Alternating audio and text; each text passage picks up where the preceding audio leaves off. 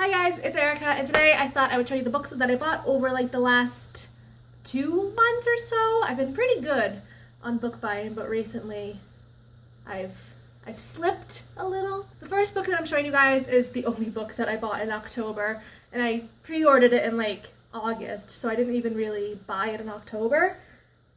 But it's Carry On by Rainbow Rowell. I've talked about this book so many times lately, and it's all over BookTube, so I'm sure you guys know what it's about. But if you want to know more, I have an entire review posted on this book, so you guys can go check that out. But yeah, it's awesome, and it's so beautiful. Let's just talk about this map and the naked hardback.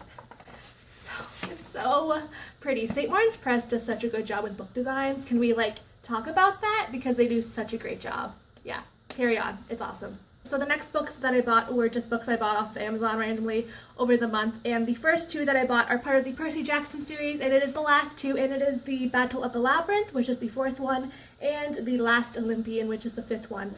As you guys might know, I've been reading the series off and on. This year I read Sea of Monsters in August, and then I just finished The Titan's Curse in November, and it was amazing, and I'm really excited to finish the series, hopefully by the end of this year, so that I can read the continuation series, which is like the Heroes of Olympus. Yes, I really can't wait to see what happens in the last 2, because the 3rd one was like so good, and these are gonna be so good, and I'm just so excited to finish this series. Yes. The next book I'm showing you guys, I didn't even know was coming out this month, to be quite honest. For some reason in my head it was coming out spring of next year.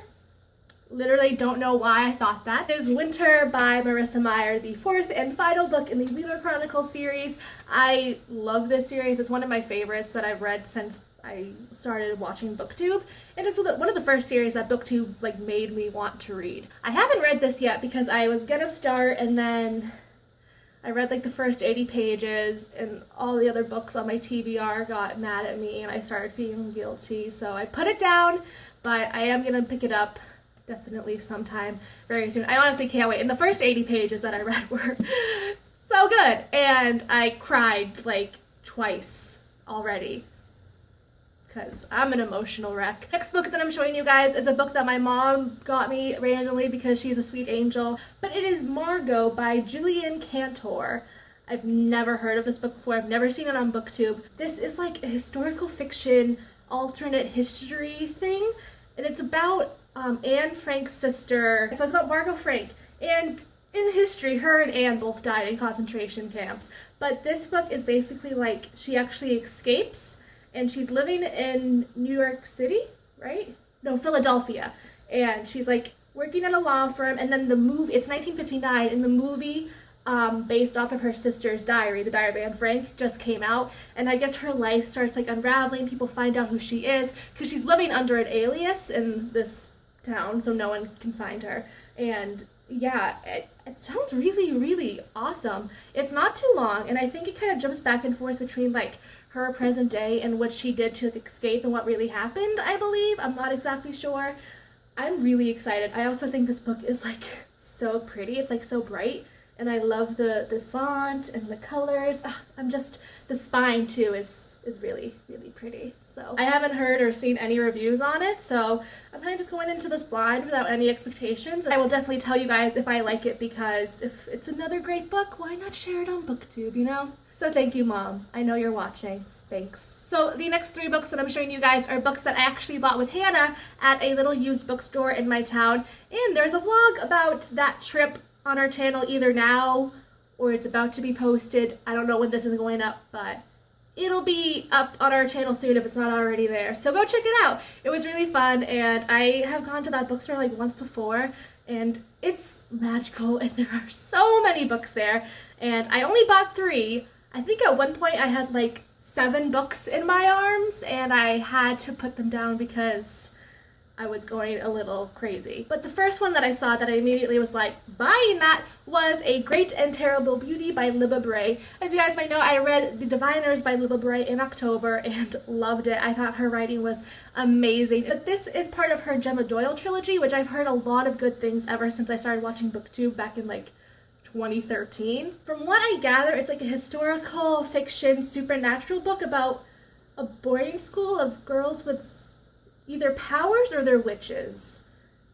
Something along those lines. The next book that I bought on that trip was a book that I was so excited to find because the OwlBurrow, who has an awesome booktube channel that you guys should all check out, did a whole video on the Shannara series, or at least the Elfstones of Shannara, which is the book that I bought, by the way.